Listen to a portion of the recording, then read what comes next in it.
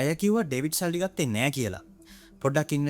මම ඒ වචන ටිකම මෙන්න මේ විදිහට කිව්වොත් ඇය කිව්වා ඩේවිඩ් සල්ලි ගත්තේ නෑ කියලා. එහෙනම් ඩේවිඩ් නෙමේ වෙන කවුරු හරි තමයි අරගෙන තියෙන්නේ.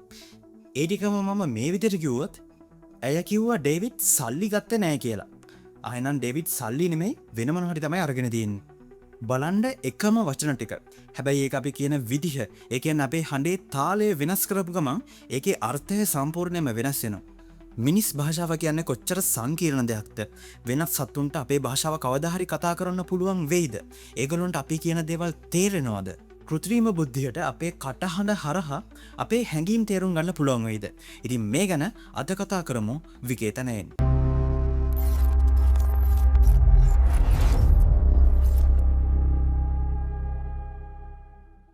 මිනිස්සු විදිහට අපිට ලැබිලා තියෙන සුපිරි බල කිහිපයක්. ඒකින් උඩින්ම තියෙන එකක් තමයි මේ භාෂාව කියලා කියන්නේ. ඔයාලා අහලා ඇති රැප් ගායකයෝ රැප් කියනවා. එක රැප් ගායකයෙක් ඉන්නවා ඇලෙක්ස් ලෙඩ්බ්‍රිජ් කියලා. මේ ගායකයාට පුළුවන් තප්පර 25ක් ඇතුළත වචන 110ක් අදහස් 15ක් විතර ඉදිරිපත් කරන්න. ඉතින් අපි කතා කරනකොට ඇත්තටම කරන්නේ අපේ මනසේ තියෙන දේවල් අදහස් තවත් කෙනෙක්ගේ මනසට ටෙලිපති ක්‍රමයකින් වගේ සම්ප්‍රේෂණය කරන එක. ඉතින් ඇත්තරම භාෂාවක් කියන්නේ මොකක්ද? සරලවම කිව්වොත් භාෂාවක් කියන්නේ කෝඩ් එකක්. හරියට මෝස් කෝඩ් එකක් වගේ. මෝස් කෝඩ් එකක තිත් සහ ඉරි රටා වලින් අකුරු හැදෙනවා වගේ අපේ කටහඬේ ශබ්ද වලින් අපි තොරතුරු කේතගත කරනවා. එහෙනම් අපිට වගේ සත්තුන්ටත් මේ වගේම භාෂාවක් තියනවාද? මුලින්ම අපි කුරුල්ල දිහා බලමු. zebra finch සහ canary. මේ කුරුල්ල දෙන්න ගීත ගායනා කරන කුරුල්ල දෙන්නෙක්. මේ කුරුල්ල දෙන්න ගත්තම මේ කුරුල්ලන්ගේ ජීවිත කාලය ඇතුළතදී ගීත 1000කට වඩා වැඩි ප්‍රමාණයක් මේගොල්ලෝ ඉගෙන ගන්නවා. ලන්ඩන් යුනිවර්සිටි කොලෙජ් එකේ මහාචාර්ය සොෆී ස්කොට් කරපු පර්යේෂණයකට අනුව මේ කුරුල්ලන්ගේ ගීතවල ස්පෙක්ට්‍රෝග්‍රෑම් එකක් ගත්තොත්, ඒ කියන්නේ ස්පෙක්ට්‍රෝග්‍රෑම් එක කියන්නේ කාලයත් එක්ක ශබ්දයේ සංඛ්‍යාතය වෙනස් වෙන ප්‍රස්ථාරයක් ගත්තොත් ඒකේ පුදුම සහගත රිද්ම් එකක්, ස්ට්‍රක්චර් එකක්, ව්‍යුහයක් තියෙනවා. මිනිහෙක් කතා කරනකොට ඇතිවන ශබ්ද රටාවට ඒක ගොඩක් සමානයි. හැබැයි ප්‍රශ්නේ තියෙන්නේ කුරුල්ලන්ට පුළුවන් ද මේ ශබ්ද වෙනස් කරලා අලුත් වචන හදන්න? බෑ. එයාලා හැමදාම කියන්නේ ඉගෙන ගත්ත එකම සින්දුව. හැබැයි ගිරව් ඊට වඩා වෙනස්. ඔයාලා දැකලා ඇති මිනිස්සු වගේම කතා කරන ගිරව් ඉන්නවා. උදාහරණයක් විදියට දකුණු ඇමරිකානු ගිරවෙක් හිටියා හේලි කියලා. මේ හේලිට පුළුවන් ශබ්ද 80ක් විතර අනුකරණය කරන්න.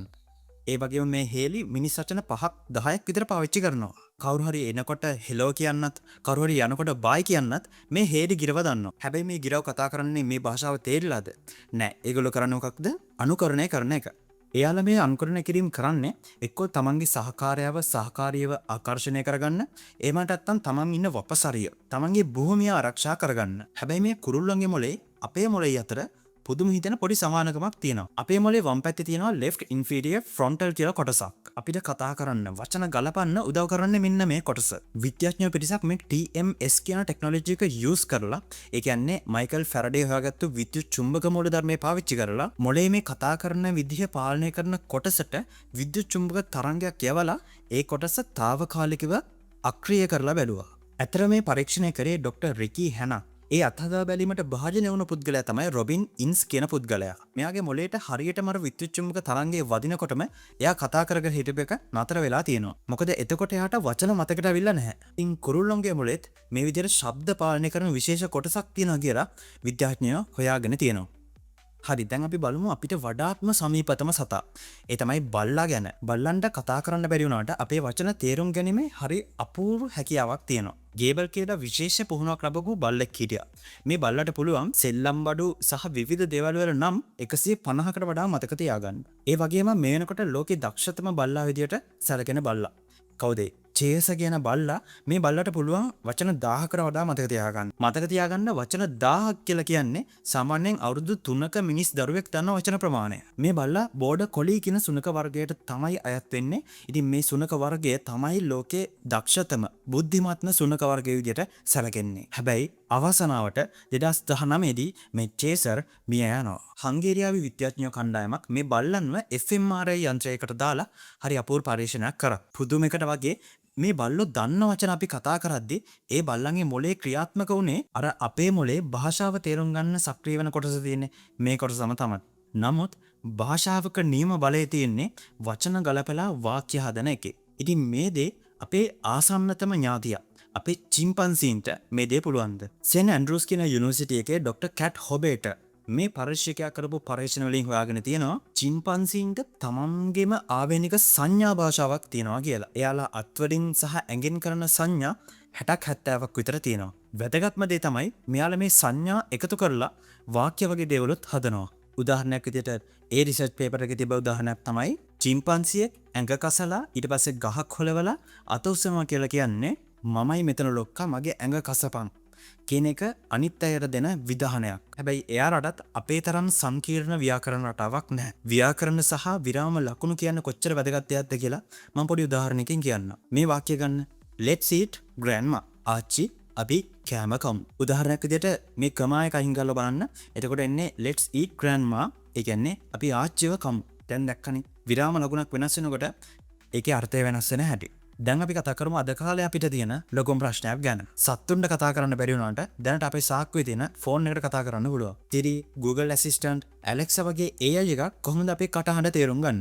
ඇත්තටම කෘත්‍රිම බුද්ධියට පරිගණකයකට මේ අපේ කටහඬක් තේරුම් ගන්නවා කියන එක අතිශය දුෂ්කර කාර්යයක්. මොකද අපි කතා කරනකොට අපේ වචන අතරේ හිඩස් විරාම ලකුණු නැහැ. අන්න නොදන්න භාෂාවකින් Tamanට කතා කරනකොට එයා වචන කීයක් කිව්වද කියලාවත් අපිට හොයාගන්න බෑ. ඉතින් පරිගණකයත් අපේ හඬ දකින්නේ ඒ විදිහටමයි. පරිගණකය කරන්නේ අපේ හඬ ඉතා කුඩා කොටස් වලට කඩලා ඒකේ තියෙන සංඛ්‍යාතය අරගෙන එයාලගේ සවුන්ඩ් ලයිබ්‍රරි එකේ තියෙන සංඛ්‍යාතයත් එක්ක ගලපලා බලනවා.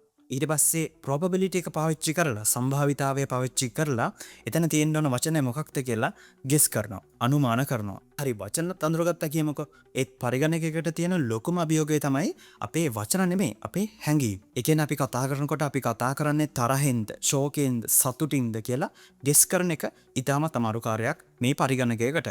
හැබැයි දැන් මේකත් වෙනස් වෙමින් පවතිනවා. ඔලි කියන නවීන ඩිජිටල් සහයකයට පුළුවන් අපේ කතා කරද්දී අපේ කටහඬේ තියෙන ශෝකය, දුක, සතුට, තරහව මේ ඔක්කොම හැඟීම් ටික හරියට තේරුම් ගන්න.